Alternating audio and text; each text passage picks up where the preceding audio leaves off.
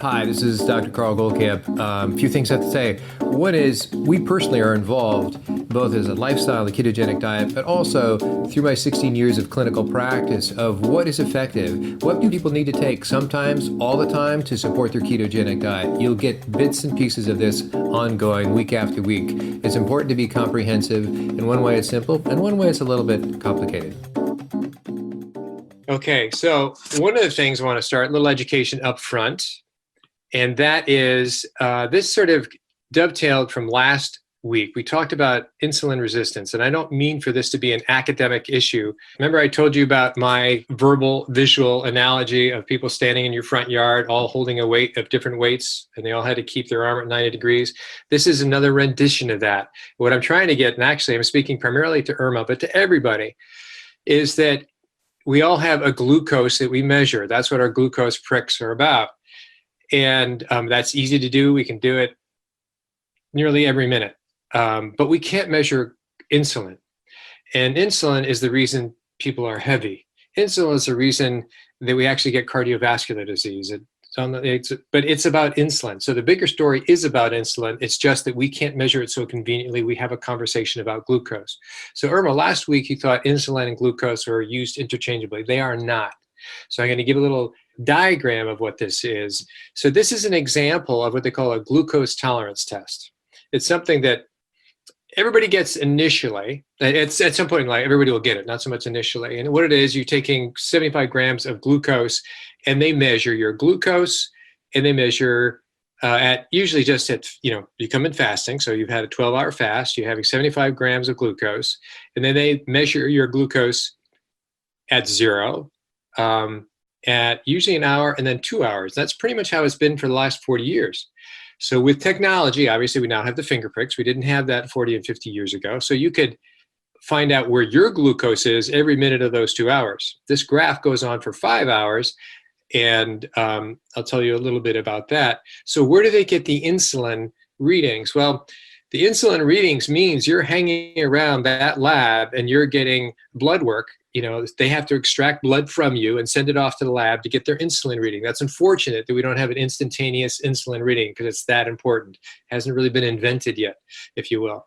And so everybody has an insulin response. Suddenly we're having sugar. The body secretes insulin from your beta cells from pancreas. A little technical, but that's the way it is. And it's going to force that glucose reading to get back down to normal. That's the whole objective. And so what we don't see when we take our individual finger pricks is we don't know, are you producing a lot of insulin to get that quote unquote normal, that normal reading? Or are you producing a little insulin? The objective is to produce as little as possible, to be as sensitive as possible. This is a big deal. So what this is, there's no normal. The normal response would be a slight insulin curve, and then it would go down and disappear. These are, for the same test, these are measuring people's insulin at higher and higher levels. They're all various degrees of diabetes. So we're in the pretend world of saying everybody had a normal response, but they had various abnormal insulin responses. This is primarily the work of one doc who's now being recognized. He's actually passed on, but he spent his life measuring out these different patterns of people's insulin. So it's a lot of work he did. Also, it's a requirement that the patients hang around the lab, and he went up to 5 hours. So the point I'm getting, it's a very important point. The point I'm getting to is that if we could see our insulin, we would love it. That would be the thing that we're measuring. And insulin is effective almost 99% by the carbs we have, by what we ingest for our food. A little bit of protein, but the protein really comes into play when you have a lot of protein and when you have protein in addition to carbs. So if you didn't eat another carbohydrate in your entire life, what would happen? Well, in terms of glucose, you'd never have a problem because most of the glucose you get in your body is made from your liver. And that's a whole different mechanism, but it's tied in. So we don't have to eat carbs. The argument is, we're eating carbs for all those things that veggies give us, that nutrient density. Well, there's nothing more nutrient dense than the proteins you eat, your fish, your chicken, your meats. for the record. So it's the carbs that are hitting the insulin. And most of us have grown up on donuts and pastries and white bread and so on. And so our insulin is habitually high. And basically, it's not so much that we are overeating in calories, is that we are over consuming in carbohydrates. So these are small points, but a big point. That's why when we're doing the ketogenic diet, then I'm pounding to have you no higher than 20 grams of carbs. Down the road, you can even think about doing later, but lower, but 20 grams of carbs. I am not thinking so much about your glucose, even though that's the finger prick we can take. I'm thinking about your insulin. So to you, Irma, that has pretty high numbers, is that, no, let's say I could dial in your number specifically. You know, I screwed it in so it's impossible for you to go over 20 grams of, I'm going to unshare. See if I can stop share. There you go. So if I could screw in your carbs at 20 grams, it would still take a number of months because I'm teaching your metabolism. I'm teaching your insulin. It doesn't need to get so high. You know, we really are on a level path of low carbs, hence low glucose. And it will eventually come down. We're training it. It would come down over time. Most of us are exactly in the same boat, but we have more normal readings. You know, that's why I'm asking everybody to keep their readings. We have more normal readings, and which doesn't mean we don't have an insulin problem. So the word behind all this is insulin resistance. I don't want to get into and it's fun to read about it, but it's a big rabbit hole and you can lose yourself in it. It's relevant, but to an extent. The point is we are training our insulin to be more sensitive, less resistance, to use less of it. We're training our pancreas to secrete less insulin. Why does that matter? Well, because almost 99%, except for Stephanie, really are about weight loss. Weight gain primarily is not so much about calories, it's about carb consumption. So we're teaching, dropping the carb consumption, we're teaching the insulin back off, you know, and so that takes time. So depending where we were on all those different graphs, it takes more time for that. So that's a big deal. So really, if there was a word about insulin worked into the word ketogenic, it would probably be better because that's what we're focusing on. I know we're producing ketones, but really what we're doing is we're subtracting glucose, right? We're taking glucose out of there. And so that suddenly gives your pancreas a chance to rest. So that's why we're shooting for consistency and 20 grams of carbs per day. And when we get consistent, your body relents. Your body relaxes. So now I have a question then now about ketones and insulin, then forget glucose, right? We're going to focus on insulin, but how come ketones are the primary, I guess that's like the catchphrase, or why is that so important? Okay. So the ketones are in essence that will become the preferred fuel when you stay ketogenic for a while. So it's producing ketones, and what gives you the privilege, the energy to walk around, to stand up, to think, to do all these things comes from burning fuel. And so it's either glucose or it's ketones. And we are, for the most part, taking glucose not entirely out of the equation. That's an impossibility, but we are taking it very much out of the equation. And we're saying your new fuel, which actually you were in ketosis when you were born and while you grew in your mother, is that we are bringing them back to recognizing ketones, become efficient. This is your mitochondria, another fancy word, to burn ketones instead of glucose. So the process is always two things we're doing. We're taking away glucose and we're adding in ketones. The fats we eat are the substrate for the ketones, and the carbs we are not eating are taking away the substrate, the source, the precursor, however you want to look at it, for glucose. So both of those, think of them as separate processes. So these separate processes obviously happen at the same time. You know, if you were to starve, no glucose, no carbs, and your body would be forced to go over to ketosis. However, that's a very uncomfortable way of doing it. We're training your body to do this so it can switch whenever it needs to, and hopefully stays in ketosis using ketones as the primary fuel forever, except for birthday exceptions and everything else. But that's it. So ketones are now the new fuel.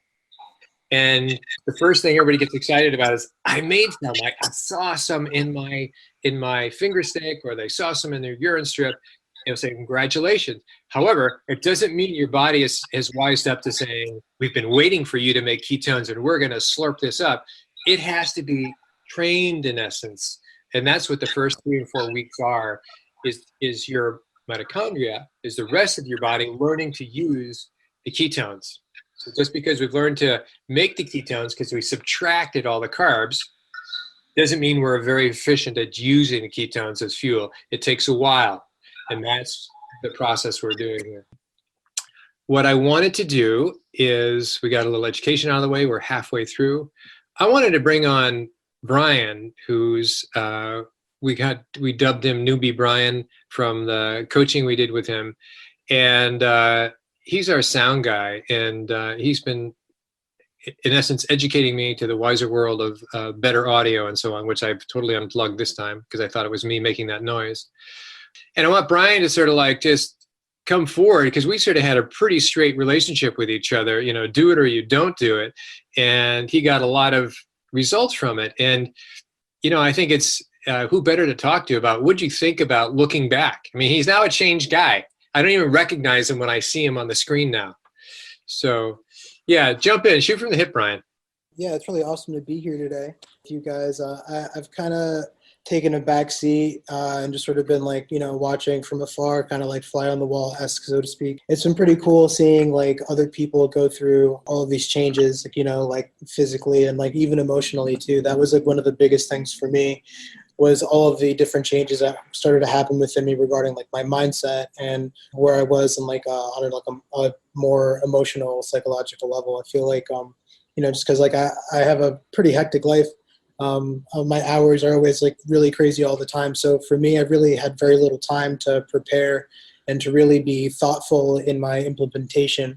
It was really cool for me to see how easy, more or less, it was for me to be able to do this with so little time. Like I came from, you know, kind of feeling really down about just diets and like, you know, in general, just because like I've done so many different types of like workout regimens, so many different types of diets, and like nothing like ever really seemed to like work for me. It was either like, you know, a painful process, you know, that I felt like I needed to endure through. And, you know, it was really weird where like, you know, all of a sudden I'm like 3 weeks in and I feel like I'm not really doing too much. And then all of a sudden, like, I'm seeing that like, you know, my waist size is getting smaller. Like, you know, all of a sudden my clothes are fitting better. You know, I'm feeling better. My joint pain is starting to go away. And it's like, for me, it's like, these are like all of these underlying things. I'm not sure if any of you are familiar with the book Zen and the Art of Motorcycle Maintenance, but this guy makes a reference to a fight that broke out between this couple because there was a leaking faucet. And the whole argument that they had actually came from not them having any kind of disagreement. It's because in the background, they had this leaking faucet just kind of just dripping constantly and just became something that sort of took over their mind. And that was sort of like something that my perspective was sort of like when it came to like, you know, doing anything. You know, here I am. I don't even remember. I started in February, and you know, I felt like I sort of started to loosen the grip, so to speak, and so I started coming back to it. But I mean, like not for nothing, like, you know, I felt like making diet changes was going to be so difficult for me, you know, and that was like the one thing that I was dreading so much. And I don't know, it's really cool, like looking back and seeing how my relationship with food in general has changed. And you know, I feel like, you know, just being able to have that be one less stress in my life was just like so monumental, and me being able to just sort of like push forward, you know. And what's so cool is like, you know, like for example, like I've been moving this last couple of weeks, so it's been really rough with like work and, you know, trying to get this move done. Well, you know, I totally messed up on my diet, right? And, you know, I'm at a ketosis, and so like, you know, for me, like I could have like felt like really bad about it and like been like super obsessive over my numbers, but I'm just like letting it roll by. Like I'm just like switching my diet back to the way that it used to be. And, you know, I know that in literally no time at all before I even realize it, you know, probably before I even get my ketone strips back in, you know, I know I'm going to be good. So it's like, you know, that whole like not having that be a part of having the diet in my life, it almost in essence, removed the idea or thought of like nutrition and diet in my life, like in equal parts. So it's kind of been a really freeing experience for me, so to speak.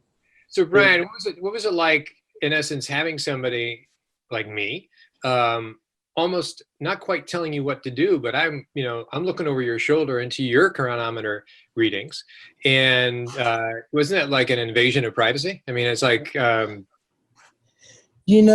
at the end of the day, like I sort of like felt a little anxiety about that in the beginning, but the thing is, it's like, once I started doing it, it just sort of put me in the perspective of like, okay, well, now I have to be absolutely accountable. And what's really interesting is how that one little aspect of what we did started spilling over into other parts of my life. So it was really weird. It was really interesting how, like, yeah, it was definitely a super good positive push, but the pros for me severely outweighed the cons in so many different ways. Like, I'm very fortunate to have health insurance now, but when I actually started, I didn't have health insurance, and I was dealing with a lot of health complications personally, like a lot of like physical pain, because like, even though I wasn't in the best shape, like I've always made a point of always training jiu-jitsu. It's just something that's always been a part of my life. So, I was dealing with a lot of physical pain, lots of like LCL joint pain, a lot of restless nights because I'm literally tossing and turning from just hurting all the time. And, all of a sudden, like, you start realizing like, okay, well, this is supposed to help with that. And this is supposed to help with my anxiety. And it's supposed to help with like, me like feeling more physically able to take on things in physical activity.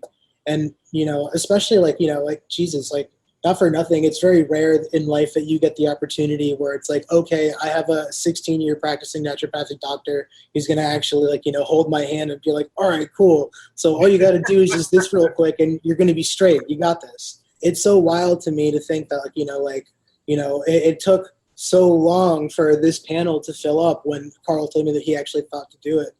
Thought to do this whole group thing, in my mind, I'm like, oh, well, I mean, Grant, without how many people actually listen to the show should fill up instantaneously.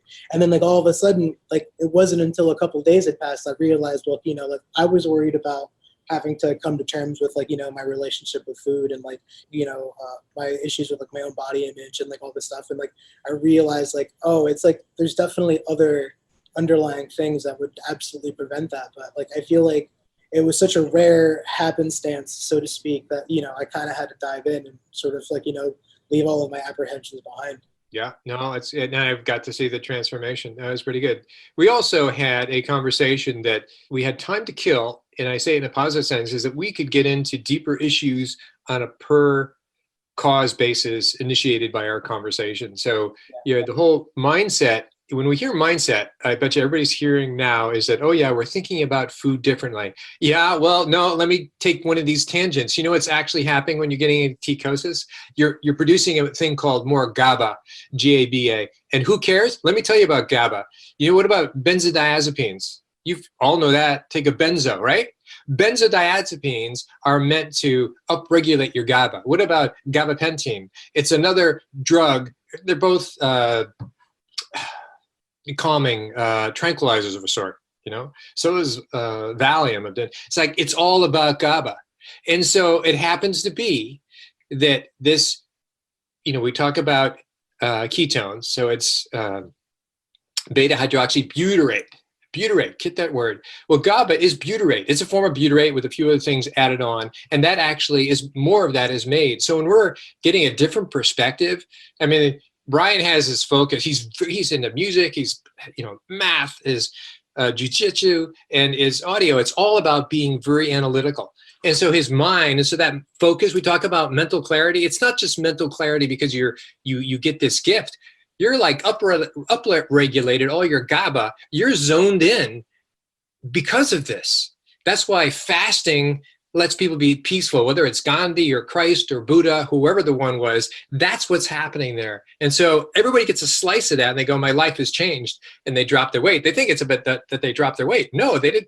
Perhaps they dropped the weight because they got the mental focus to focus on what's important. And that's what Brian just said, which blows me away because I get to sort of touch base with him on a weekly basis. Anything else, Brian? No, I mean, like regarding that in particular, like it's funny that it's funny to hear people say that. You know, my whole life, I've honestly thought I'm like one of like the most like forgetful, like ditzy, airheaded people around. You know, one thing that I can absolutely say is that change regarding mental focus was like so huge for me. It was like all of a sudden, like I could like breathe in like my own environment.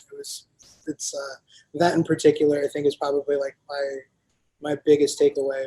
All right, so let's go back to any questions on the board. People, I know I can go access your questions that I've written down, but I like the way Irma jumps in because she catches the conversation and responds to it then. Does everybody else have something that's come up given the conversations we've had right now today? This is the point of these Zoom sessions, is to keep it kind of extemporaneous and relevant. Any thoughts coming up? Irma, right? Oh, sorry.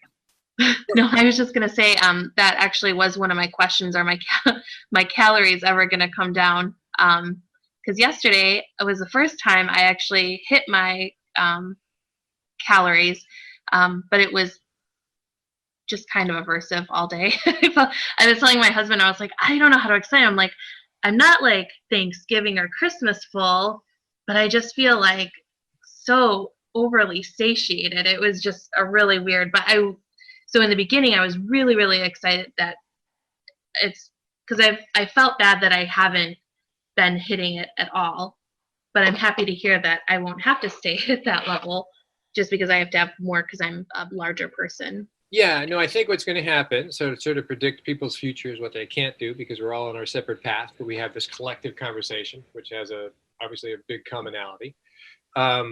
Your caloric intake will come down a little bit. Your fat intake will come down a little bit. Your carbs will never go up, except for those holidays that you take. And with that reset, you're then accessing your own fat stores. And one of the more sophisticated fat or weight loss conversations is about how fat cells, adipocytes, are their own problem and how they dysfunction. And so the whole idea of dropping down insulin, for everything we've talked about earlier today, is that it tends to bring some of these fat cells into a healthier way of functioning. It takes a while.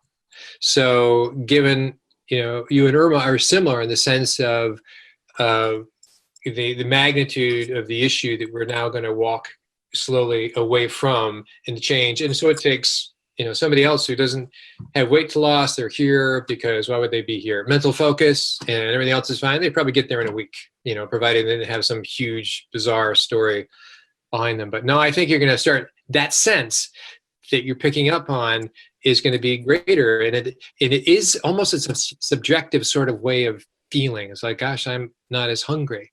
And we can analyze that and throw hormones into it, and I can tell you why, but who cares? It's just that you feel that way. And that's what's going to be the more dominant thing. What happens also is that, so that appetite changes, your behavior then starts to change, and all gets better. You then actually come into a lot of free time. You go, no, I don't feel I have to do this meal anymore, this snack anymore. And you're going to realize that behavioral attachment to eating food in your routine of living has to change. I mean, it will change because you're not hungry, but you go, what do I do with my time? I got these 2 hours in the middle of the day I can go do that. And so anyways, it's a reconstruction of a lot that goes well beyond just the food story. That's kind of what Brian was getting into too. It spills over, and do all the things that we're doing. But that's what happens. It is that subjective sense. It's a real sense. And we, society, being not hungry, satiety, really comes from mostly fat, but also protein in those two, and has nothing to do with carbs, which is interesting. So carbs are the opposite. They're absolutely the opposite. When Judi made this really good cake and we had the ice cream, and it's like, and that was pretty low carbs on the scale of things, but still, considering I have basically no carbs, I woke up saying, I'm kind of hungry. So having carbs gives you the appetite, perpetuates that whole thing. Having fats, even when it becomes your own fats down the road, certainly after 2 months, and your protein, doesn't give you that kind of appetite. So therefore, it doesn't force you to have this other construction of your life to go get something to eat quickly. I'm going to die. No, you never feel you're going to die. And then, by the way, when you ever take a long trip and you realize you've inadvertently fasted for a day or two and you survived, you're going to go, wow, that's a degree of freedom. That's a real degree of freedom. Your body didn't fall apart. Your kidneys didn't get hurt. You're all good. Just had enough water. Maybe a little salt, but basically just water. Then your sense of freedom of not being attached to the kitchen or the kiosk or the wherever it is you buy the stuff, that changes a lot. So we're boxing ourselves in with the very mundane aspect of getting macros in line to build our foundation on all these other things that will happen afterwards. But I appreciate that, Krista, a lot. Yeah, regarding like what you just said, I mean, there was full disclosure. I mean, regarding like hitting numbers, regarding like calories, I was the worst. I hardly ever actually did that. There were days where, I struggled to get close within like 400 or 500 calories even. And I mean, there was a certain point, like 5 or 6 weeks in, where I would go entire days without eating, and I wouldn't even think twice about it. I would forget that I even had to drink water. I would just be sitting at work, just like, doing my thing. Before I realize it, all of a sudden, like, everybody's already taken lunch, where they're leaving for the day, and I'm just like, oh, okay, yeah, I should probably be taking care of that right now. It's like, and it's definitely like, he's absolutely right. Like you get like a freedom. It's like all of a sudden you get like this free time, to do a little bit more if that's what you want to do, or do less if that's what you want to do. But it's definitely really interesting. So I hope you don't feel any type of way about feeling like you have to reach that number or not. Because I mean, not for nothing, I survived. I made it, Right. I was going to say, how long before I can get there, but doing it in a healthy way? Because I had trouble, hitting calories too, and but I don't want to mess. I went really low calorie and high workout before, and I really messed up my body. Right. So one thing that I did is I actually started training less during the first month that I was actually doing this with Carl. And, I actually did have to call him one day because I realized that I just wasn't feeling like myself or whatever. And I checked my blood sugar, and it was pretty low for me at the time. It was like 61 or something. And I was just really not hanging with it. It was a little too early for me to be, at that particular level with my blood sugar. And, the only thing that I can say is like, just make sure that you're getting enough to make sure that you just feel awake and alert. And it's weird, like finding that happy medium, especially if you're going by like suggestions. Like my biggest problem is like, for me, I'm a shorter guy. So when I was like over 200, like it was like my body started functioning in a way that I was never really used to. And so like when you're making that change, when you're sliding down, like your body wants to sort of, do things a little differently because like, you're adapting, you're changing as a person, right? So like, the only thing that I did is like, okay, I just monitored myself on like just a couple of days basis and just see how I felt. Like if I woke up in the morning and I felt just a little run down, I knew exactly what I was doing. I was getting breakfast that morning, even though I chose to skip most of the time. But really, like, it's really just a matter of like trying to figure out like, okay, like sustaining that feel good feeling all of the time. Like, I don't know, for me, I call it kind of like buzzing, so to speak. Like when I'm like in that zone, like work, I know like, like I feel really well because of what it is that I'm feeding myself, got tons of energy. I feel really good. I feel super, super focused, finding like wherever that place is. But all I know is that when I was forcing myself to actually go to those, to reach my caloric intake number, it was really hard. I spent a lot of time digesting. I felt really sluggish because like I just felt like so full all the time. And like even though like, yeah, like I wasn't hungry, I didn't necessarily feel good being that full all the time. So like that was one thing that like, kind of like really sort of pushed me closer to the direction of like, okay, well maybe this isn't a number that's so important for me at this moment. Maybe when my number goes down, reaching that number will feel better for me. But right now it's just not working out. Excellent answer. So Krista, my concern with kind of concern and responsibility for a group this size is that for the first 3 or 4 weeks are when things can really go wrong. And so for people not to be aware of medically, and most people are not, and then to sort of start with this sort of semi-regimented way of, locking in numbers, people could have, who knows how they're going to react, who knows how they're going to follow directions, who knows how they're going to communicate. So I try to say, hey, we got to stay within the box for a little while until we, allow a minimal period of time for that adaptation. After that, your sense of hunger is going to be what drives you. So any other questions? That was good. I think I might be a little bit broken than you guys because I definitely get hungry, but I want to have cupcakes and chips and salsa. I'm not hungry for eggs and stuff like that. So I don't think I've lost the hunger. I just don't feel like eating the stuff I can eat. So you're not quite sure you lost the hunger, but you're not quite sure you can eat the stuff you eat. Well, when I get hungry, I want to eat bad stuff. I don't want to go have some eggs and good stuff. I want to, so I sometimes just don't eat because I don't feel like eating the good stuff. That's good. That's the exertion of discipline, which I hope, then that's something that people do initially get started, but down the road. So that's right. Risha's question was, how can I eat things on the run? And my answer would be, and this is like, wow, this has got to be like a 16-year-old question, meaning I've had it from day one in the practice. Like, I believe in the healthy diet. How can I do it right now? Fast, go. It's like, well, the answer to that is you got to do some preparations. I don't have any favorite names of companies that make food that fit there. So what we do, and we've all had to learn to do this, is that we make stashes of stuff. So if we have to go on the run, it's you grab it and and if you're primarily on the run with kids, whatever, then have your stash bag. It's you get to be really concerned about the quality of food you're going to eat. Or if you're out, then you'll know and recognize it. So it's fat and meat and so on. But mostly to keep us out of trouble, because it is the quick food that will get us in trouble, so you have your bacon and your mayo. That's the easiest. And that was like the original ketogenic diet, by the way. They called the epileptic diet bacon and mayo. That's how simple and effective it is.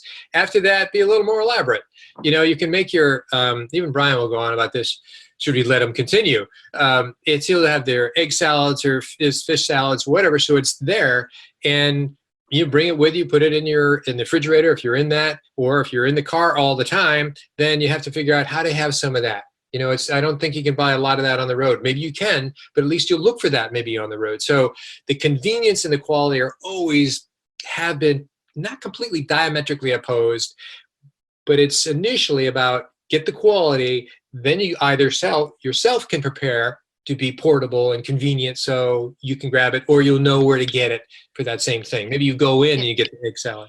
Judi? Yeah, this is Judi, and I think what you're talking about more is your cravings. You're craving the sweets, you're craving the cupcakes, you're craving the chips, and the less you eat of the less you want. I mean, I now do not like sweet things. I rarely eat something sweet, and 90% dark chocolate satisfies that, versus before, I wanted milk chocolate with all the sugar. So the less sugar you eat, the less sweets you eat, the less you want it. And that bacon and mayo looks pretty darn good. But, if you're wanting chips, you can have like pork rinds. And I hated pork rinds when I first started keto. I was like, there's no way I'm eating this. And I threw so many away. And now it's like, give me some pork rinds, put it in a little coconut cream or whatever, and I'm good. Or dip my tuna salad or sardine salad in it. So you find the alternatives to what you're craving and you get used to it. So it's just that you have to train yourself not to want those carby foods. Initially, and then transition happens. So your taste will change. So does that help you at all, Risha? It does. Thank you. Okay. Not for nothing, for my craving for crunchy foods, there were two things that I would go to pretty often. One was this thing called moon cheese, and the other one I got at Trader Joe's called Trader Giotti's. They're like these cheese crisps. They're so freaking awesome. I eat them with guacamole. They're like the truth. Yeah. So apart from, by the way, the whole dairy thing notwithstanding, we had those on the car trip. I was one of the ones down in Chattanooga and back. I realized I'll never do that again. They were so good. You know, it's like went through 3 bags within like way more than. So there are things but that's a dairy story. But anyway, Yeah. you got to back up. That's a better choice than what that choice could have been by a lot. So it's a transition. Things are happening and they'll start happening more. Any other questions on any of that? Go ahead. I just wanted for Brian to give us his number one tip for being in the coaching now. What's his number one tip for us? Oh man, this is one of my favorite ones. Okay, so the best piece of advice, the best tip that I could give anybody is to like hold yourself absolutely accountable for everything. Like if for whatever reason you make a mistake, you mess up, you do whatever. I mean, hell, like I remember I went out and I drank beers one night while I was actually doing the thing with Carl. Like, you know, yeah, like I didn't feel great afterwards at all, but I mean, not for nothing. Like it was just a part of it. Like I think all of it, I think it really boils down to mindset, like realizing that if you make a mistake, like you're not necessarily failing, you know, I don't know if any of you are smokers or were smokers or whatever, but the whole concept that, you know, really smokers really struggle with is that, oh, well, if I don't smoke for a whole month and I have a cigarette, I messed it all up. I'm done. When that isn't the case. Like you literally, you went from smoking however many in a month to now, okay, I've had one this month. And like changing your perspective on that and looking at it through that particular frame of mind rather than having a negative frame about it, I think is really the most helpful thing that you could do for yourself. I think you read my mind because I did have a beer last night, but it took me like 45 minutes to choose because I was reading all the labels. Yeah, no, it's definitely tough. I mean, you know, if for whatever reason I do want to have a beer, I don't even bother looking at the label anymore. I'll just be like, oh, this is the one I'm having. That's it, you know? So to follow a tangent there on alcohol, a couple of things. One is those mistakes, if they're documented, are great data. You know, so if you had, like, I think I remember that, Brian had a couple beers and we got to see the change in his numbers and how he felt. And that was a great experience to talk about and to share. So on the tangent of alcohol, you have beer, you have wine, and you obviously have very sweet wines, you have very dry wines, and then you have spirits for the most part. Cordials are very sugary drinks, right? So of those, they affect your ketones differently and your whole ketosis differently. If you have spirits, in essence, pure alcohol, whether it's, you know, we all know what spirits are. There's just say vodka, gin, tequila. whiskey. Yeah, the purer the better, so to say, and the clearer the better. That they will not take you out of ketosis, but that alcohol ends up being the preferred fuel, so that it gets burned by. So everything else is put on pause, not destroyed. It's put on pause, and that's burned. Your alcohol is burned first. Whereas with beer, you have a lot of carbs in beer. So you're actually going, and I used to make my own beer. We used to make our own beer, and great beer, by the way. And when you have beer, you're going to feel it pulling you out of ketosis. So that will pull you out of ketosis. Your ketones will drop, your glucose will go up, and you'll probably get a headache a lot faster than you ever experienced a headache before because of that, kind of like going back through, I call it the zone, you know, in reverse, and then you come back in. But those are kind of good experiences to have because now you know. So where does wine fall? Very sugary wines will be like beer. Very dry wines will be closer to the spirit. And we talked about the fit vine wines and dry farm wines. They actually have a sugar-less, if you will, wines that are fully fermented, and the idea that they don't affect your ketosis at all. So that's alcohol.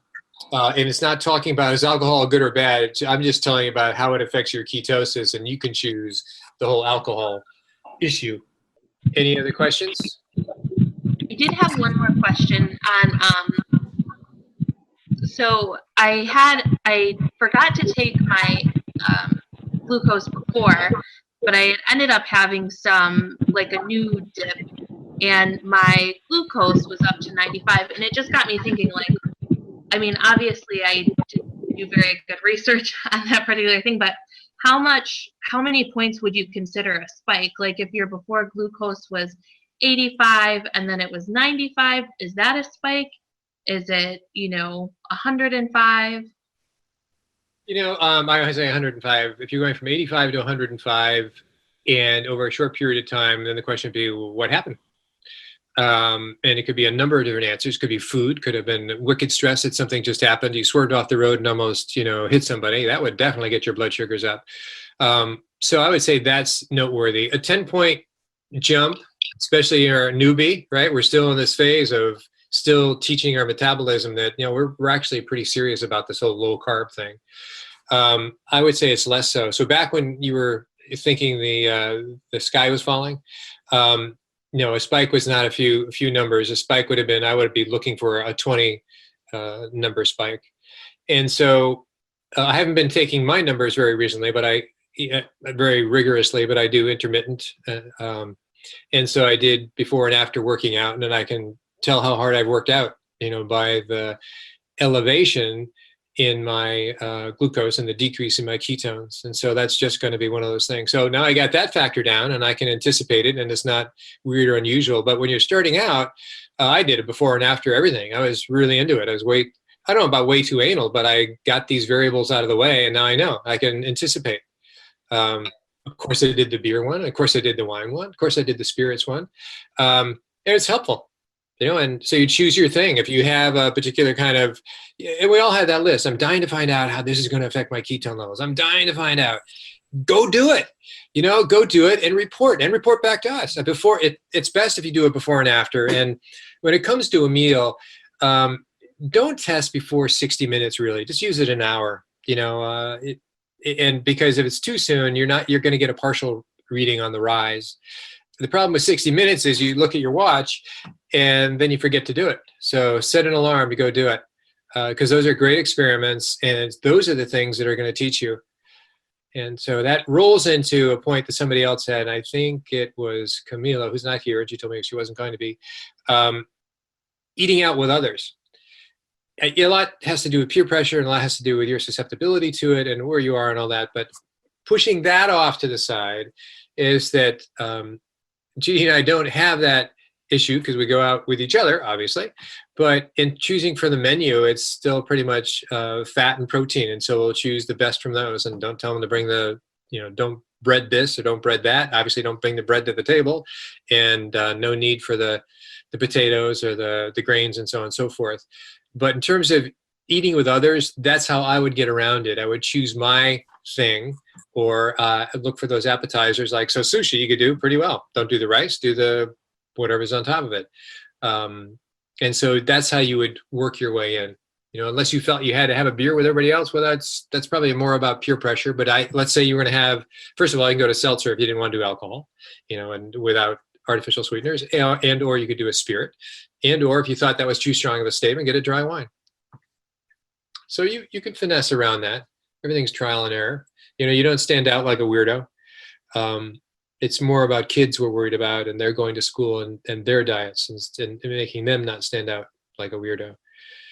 So I don't know, like me personally, I thought that was something that was going to be like relatively problematic for me, but it's just as easy as doing anything else. I mean, like, not for nothing, but there's like plenty of options. Like you can almost make anything work on almost any menu, which is something that I thought was going to be kind of a damper for me. Cause like, there's like this one spot that I go to, it's this Italian place next door. I eat there literally almost every single day. And it's gotten to the point where it's like, now I'm just like almost going completely off menu. Like these guys already know what it is that I want, most of the time. And at the end of the day, like on the very rare occasion that anyone's actually ever said anything about my food, and it's almost always been like scenarios where like I'm asking for like no fries, no potatoes, like, oh, no bun, whatever the case is, I just say I don't want it. And like it's usually, it never becomes a conversation after that. And I was always like, I always had so much anxiety about having to have a conversation, but it never actually happens. And I mean, like, anybody who actually does care about what it is that you put on your plate isn't probably somebody that you should be sharing a meal with anyway. That's great. When Judi and I go out, we started off obviously not having the bread and having them bring us five little scoops of butter. That's how they serve the butter at this particular restaurant, and even that's dry. And so that's been going on for a year and a half. He just shows up with a plate of 5 butters, and it's usually now the guy who's like running everybody else. And so he kind of scoops in, and the person who's waiting on us said, "What was all that about?" I said, "Oh, they don't do bread." And so he's already like telling others. And one waitress came on and said, "Are you the ketogenic couple? You know, can I tell you about it? Can you, and so it ends up being that. So it's could be a kind of a fun notoriety. But actually at least I've cut back on the butter. It's no longer 5, down to 3, might even go to 2.